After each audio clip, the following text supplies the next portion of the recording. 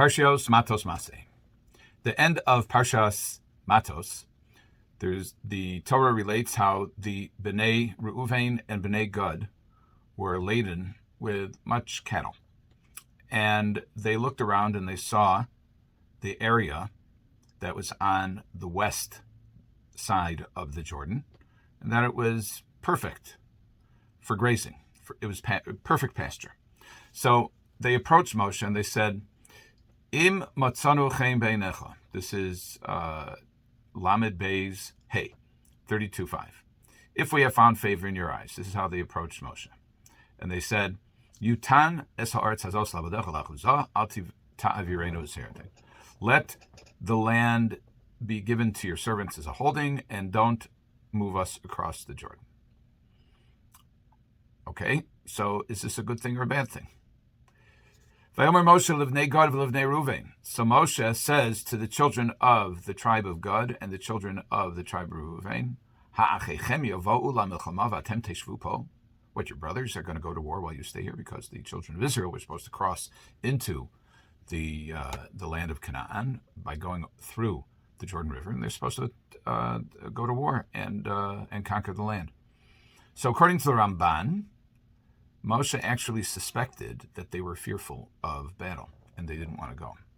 That's not explicit in the verse. In the verse, it seems that it's driven, that their request is driven principally by economics.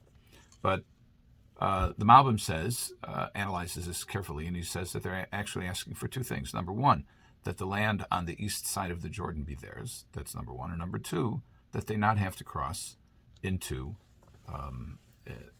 cross over the Jordan into Canaan. So one could deduce some kind of nefarious intent from their request, but it's not manifest within the verses themselves. So what does Moshe say?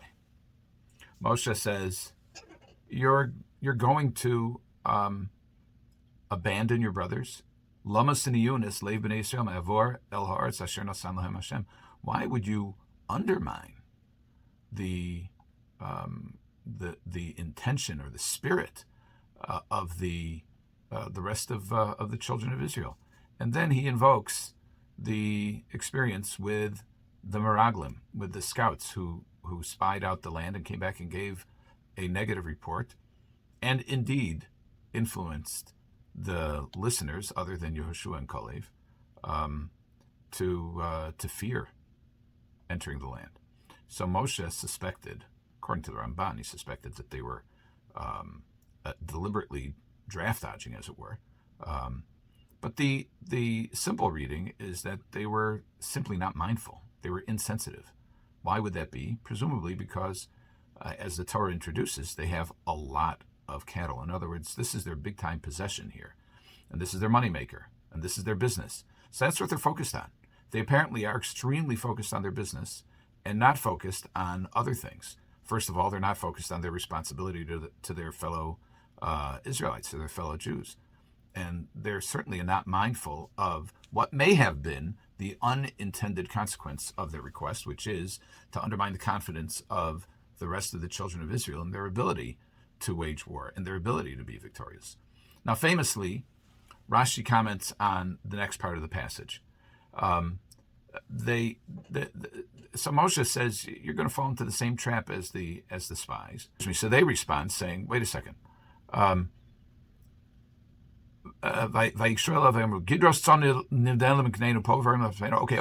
we'll go. We're going to build corrals for our sheep. We're going to build fortified places for our children, and we will go up armed. And we'll bring them to their place. And we won't go back until the land is divided. Rashi says, if you do this, and you go up as the commando troops, if you will, and you do until the enemies are dispossessed. So then, okay, but if you don't, and this is what's called a t'nai kofel, it's expressing both sides of the condition. If you do, then fine. If you don't, not fine. Then you will have sinned. And then Moshe adds the following: Benu lachem orim letapchem ugederos letzonachem vayatzim mipechem tasu.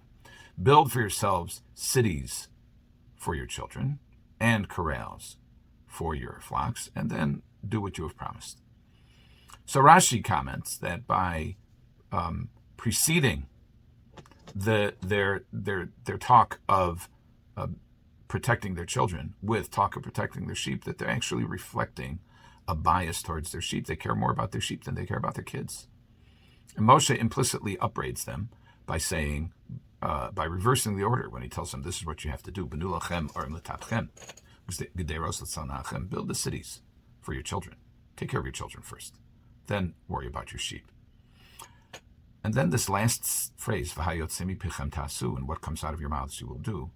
The implication is, do what you have promised. The Chasam Sofer reads that a little bit differently. The Chasam Sofer says that so long as someone promises things based on their economic benefit, they're not necessarily credible. Things can change. The benefit can change. Their perception of the benefit can change. And we hear this frequently. Oh, things have changed. When I said that, I didn't contemplate that I was going to lose money when I promised to do X. And things have changed, so I have to change the deal. Now, sometimes those excuses are valid, but sometimes they're just simply self-serving.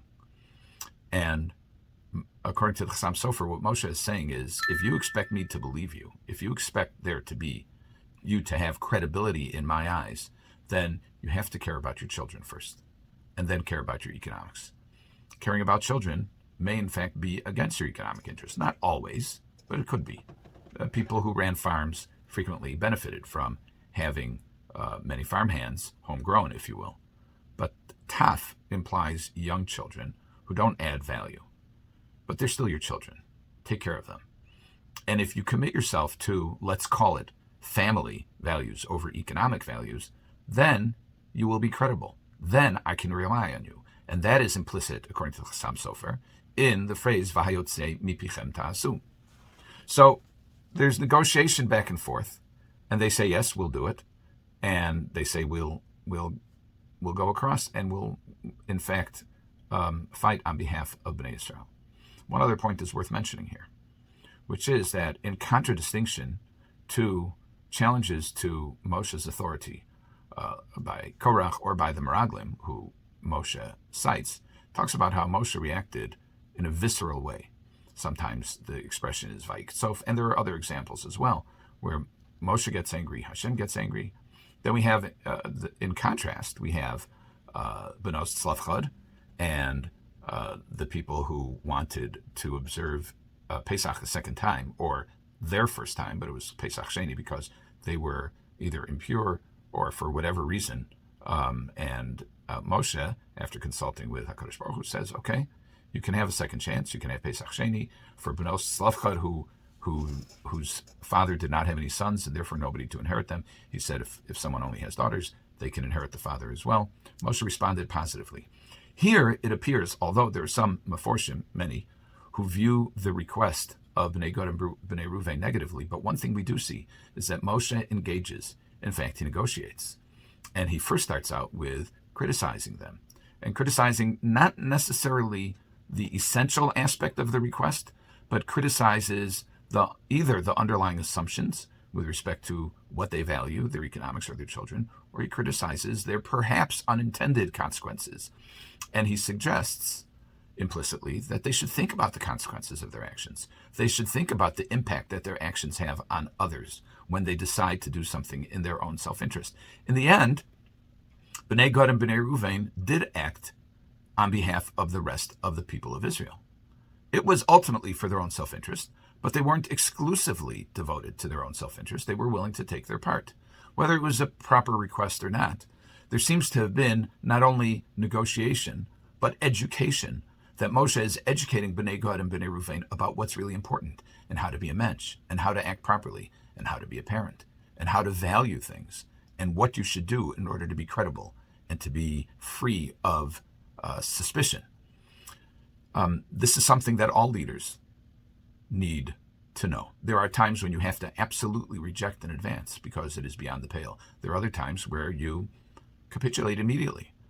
And there are other times where the essential goal is perhaps not the best, but it's workable, provided that we can come to some accommodation.